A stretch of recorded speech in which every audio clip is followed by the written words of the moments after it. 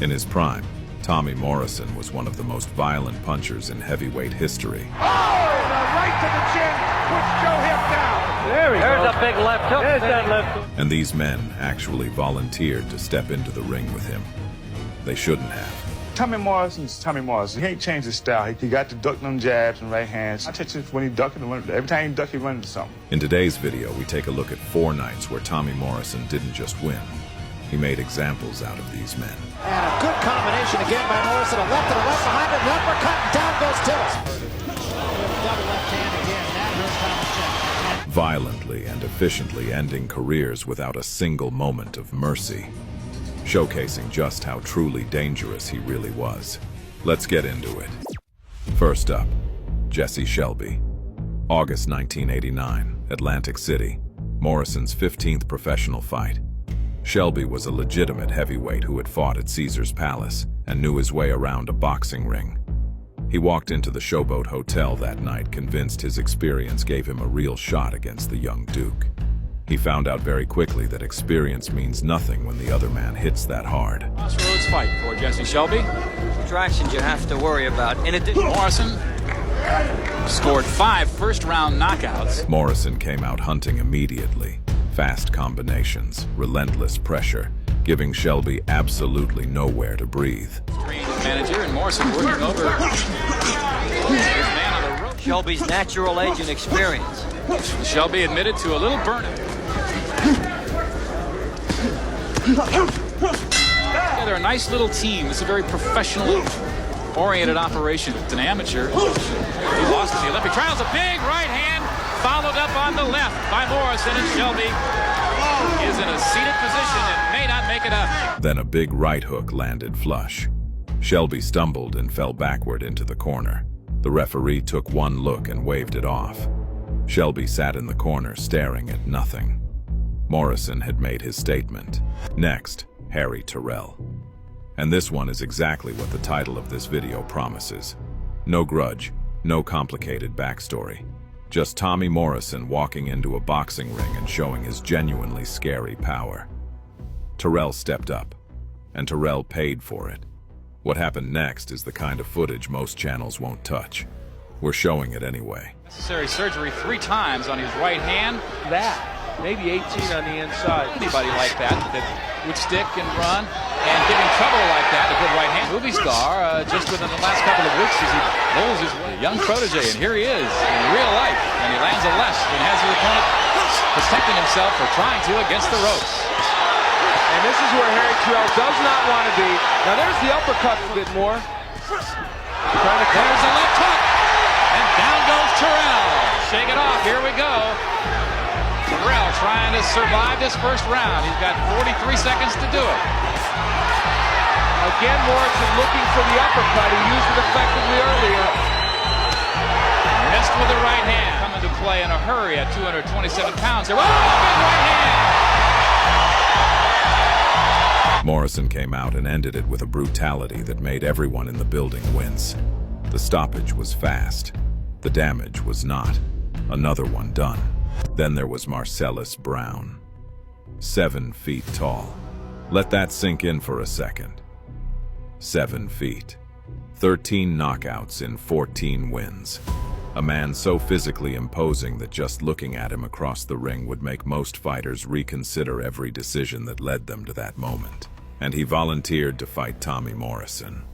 Morrison looked up at him and kept walking forward anyway. And his opponent wanted it as small as possible for Morrison. Morrison didn't hesitate, didn't look up and freeze, just walked straight into a 7-foot man and started punching. Engines on it, there's a lot of steam on it.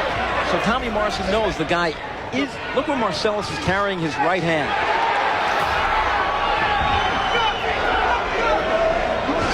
Brown very active, but goes down for the left hook. Brown went down, got up. Morrison kept hunting. Brown survived the second round, absorbing punishment that would have stopped most heavyweights. 7 feet of durability, refusing to go down quietly. Hand of Marcellus Brown is, and he's going to get nailed over and over. I think the end is just about upon us. And there's the hook, as Randy pointed out, over the lazy right hand. Third round. Morrison unloaded everything he had left. Brown finally couldn't take any more. The referee stepped in. 7 feet of heavyweight. 3 rounds. Done. Morrison had destroyed a literal giant and barely looked bothered by it. And finally, Donovan "Razor" Ruddock, the man who had pushed Mike Tyson to the absolute limit across 2 brutal wars. A 6-foot 3-inch Jamaican-Canadian powerhouse who had knocked out Michael Dokes so viciously that Dokes lay unconscious on the canvas for several minutes. He carried one of the most devastating punches in the division, the smash. A brutal hybrid between a left hook and an uppercut that had ended careers. He walked into Kansas City in June 1995 convinced his power was going to be the difference. Ruddock knocked Morrison down in round 1. Then Morrison finished it in round 6 with the most dangerous left hook in the division. Ruddock found out the hard way that the smash had met its match. The man who gave Mike Tyson 2 difficult bouts. Yeah, there should be explosiveness. Very cautious so they don't open up, but A major fight several years ago was against Lennox Lewis. that's the money punch for both guys. I was going to remind people of the nice uppercut by Ruddock. Oh, there goes Morrison!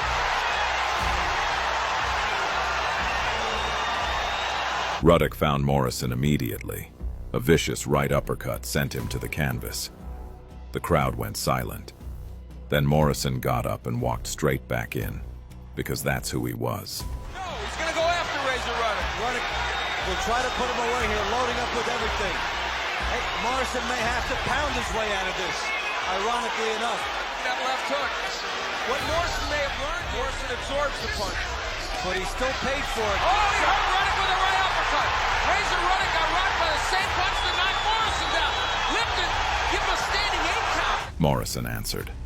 A combination backed Ruddock into the ropes and sent him down for a standing 8 count. The momentum had completely shifted. And they also said establish yourself down low, which is a good idea. Try to get underneath Razor Ruddock and then go to the body as he does there. In the first round, he stopped for a second, and Ruddock had that lightning knockdown with the uppercut. And if he's not gonna... Now, a moment ago, Ruddock had Tommy Morrison right in front of him and did not fire the uppercut. Now he gets it in. Both men traded rounds, neither giving an inch. The 16-foot ring giving them nowhere to hide. Pure war. Shows you how slow Ruddock is moving. Ruddock cutting off the ring, sets up the right hand. Morrison has the movement in his arsenal. Ruddock really doesn't. Morrison should use it. Good uppercut from Morrison. Comes back in the hook. He's got Ruddock hurt. He hurt him with the left hook. Razor Ruddock is hurt now. Good body combinations by Morrison. But Ruddock is talking to him. We head into round 6. It is scheduled for 12. Ruddock goes to the body here. Good hook. There's a hook by Ruddock, and it may have hurt Morrison. Big left hook! Down goes Razor Ruddock! Then Morrison found it. 1 left hook. Ruddock down. 2 standing 8 counts. Referee waved it off. The man who had pushed Mike Tyson to the limit across 19 brutal rounds couldn't survive 6 with Tommy Morrison. 4 men. 4 very different nights. 4 very different reasons they each thought they had a chance. And 4 of the most violent finishes of Tommy Morrison's career. This is why in his prime, Tommy Morrison wasn't just a boxer. He was a problem that nobody had a clean answer for. If this video hit you like a Morrison left hook, hit follow. We do this every week and it only gets better from here.